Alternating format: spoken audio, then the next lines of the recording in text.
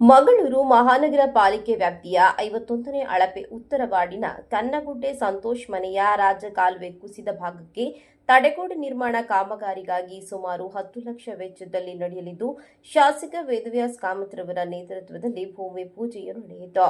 ನಂತರ ಮಾತನಾಡಿದ ಶಾಸಕರು, ಕನ್ನಗುಡ್ಡೆಯು ಎತ್ತರದ ಪ್ರದೇಶವಾಗಿದ್ದು, ಪ್ರಾಕೃತಿಕ ವಿಕೋಪ ಸಂದರ್ಭದಲ್ಲಿ ಹಾನಿ ಪ್ರಮಾಣವು ಹೆಚ್ಚಾಗಿರುತ್ತದೆ. ಈ ಹಿಂದೆ ಮಳೆಗಾಲದಲ್ಲಿ ಉಂಟಾಗಿರುವ ಹಾನಿಯನ್ನು ಸರಿಪಡಿಸುವ ನಿಟ್ಟಿನಲ್ಲಿ ಈ ಕಾಮಗಾರಿ ಆರಂಭವಾಗಲಿದೆ ಎಂದರು. ಪ್ರಕೃತಿ ವಿಕೋಪದ ಅಡಿಯಲ್ಲಿ ಒಂದು 10 ಲಕ್ಷ ರೂಪಾಯಿ ಕಾಮಗಾರಿಯ ತಡೆಗೋಡೆದ ಶಿಲಾನ್ಯಾಸ ಕಾರ್ಯಕ್ರಮವನ್ನು ಇವತ್ತು ನಾವೆಲ್ಲರೂ ಸೇರಿ ಮಾಡಿಕೊಂಡಿದ್ದೀವಿ. ಒಟ್ಟಾರೆ ಈ ಭಾಗದಲ್ಲಿ ಎತ್ತರ ತಗ್ಗು ಪ್ರದೇಶ, ಕನ್ನಗುಡ್ಡ ಅಂತ ಹೇಳಿದರೆ ಭಾಳ ಎತ್ತರ ತಗ್ಗು ಪ್ರದೇಶ.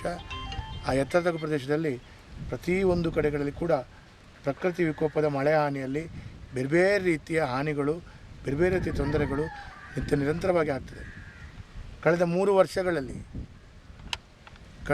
ವರ್ಷಗಳಲ್ಲಿ ಪ್ರಕೃತಿ ವಿಕೋಪದ ಹಾನಿಗಳು ಸರಿಸುಮಾರು 150-200 ಕೋಟಿಯಷ್ಟು ಹಣ ಆದರೂ ಕೂಡ ಕಾಮಗಾರಿಗಳ ನಷ್ಟ ಮಂಗಳೂರಿನಲ್ಲಿ ಆಗಿದ್ದರೂ ಕೂಡ ಈ ವರ್ಷ ಒಂದು 10 ಕೋಟಿ ರೂಪಾಯಿ ಅನುದಾನವನ್ನು ಪ್ರಕೃತಿ ವಿಕೋಪದ ಮಳೆ ಹಾನಿ ಅಡಿಯಲ್ಲಿ ರಾಜ್ಯ ಸರ್ಕಾರದಿಂದ ಕೊಟ್ಟಿದೆ. ಅದನ್ನು ಎಲ್ಲ ವಾರ್ಡಿಗೆ ಸಣ್ಣ ಕಾಮಗಾರಿಗಳನ್ನು ಹಂಚಿಕೊಂಡು ಆ ಪ್ರಕೃತಿ ವಿಕೋಪದಲ್ಲಿ ಅತಿ ಜರೂರಿ ಇರುವಂಥ ಕಾಮಗಾರಿಗಳನ್ನು ಆಯ್ಕೆ ಮಾಡಿಕೊಂಡು ಅದನ್ನು ಕೈಗೆತ್ತಿಕೊಳ್ಳುವಂಥ ಕೆಲಸ ಕಾರ್ಯಗಳು ಮಾಡಿದ್ದೇವೆ.